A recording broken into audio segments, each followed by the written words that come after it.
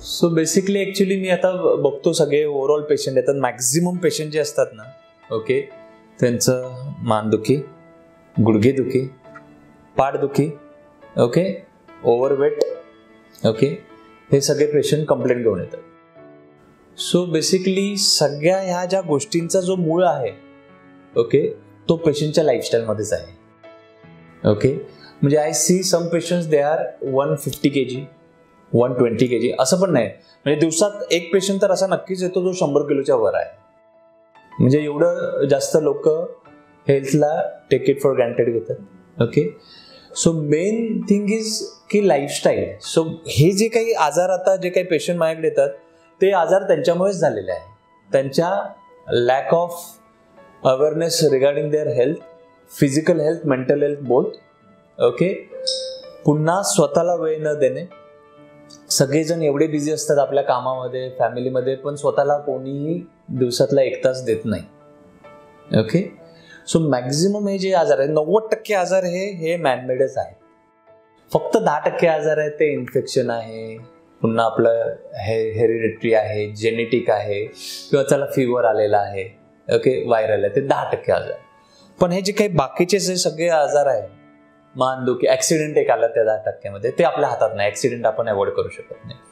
पण हे बाकीचे जे काही 90% आजार आहेत, गुडघे दुखत आहेत, पुन्हा मानदुखी आहे, ओके, XYZ आहे, हे सगळे मॅनमेडच आहे. म्हणजे त्यांनी स्वतःला कधी तेवढं लक्ष दिलंच नाही. 2 गोष्टी ऍक्च्युली खूप इम्पॉर्टंट असतात.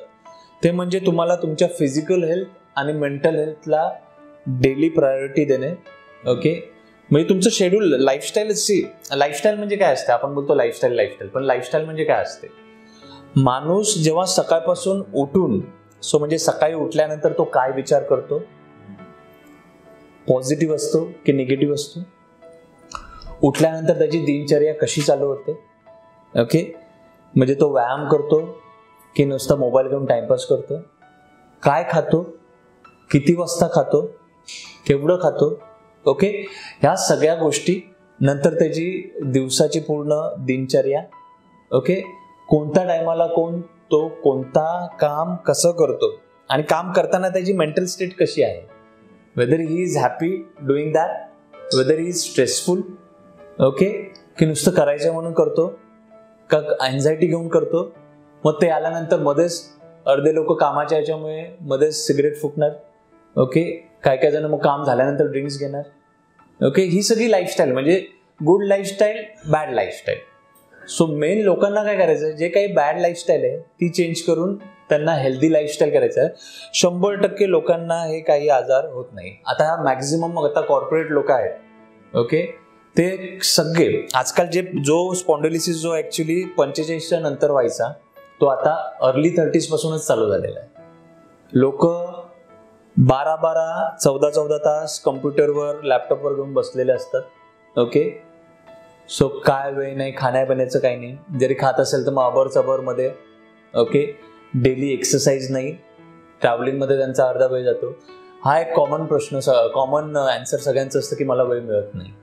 आणि माझं तेच उत्तर असतं की सगळ्यांकडे फक्त 24 तासच असतात. ओके, त्या 24 तासापैकी तुम्ही स्वतःला किती वेळ देता ते इम्पॉर्टंट आहे. ओके, बाकीच्या गोष्टी तर आयुष्यभर होणार आहे आणि त्या आयुष्यभर होणारच आहेत. ओके, आणि त्या करायच्याच आहेत.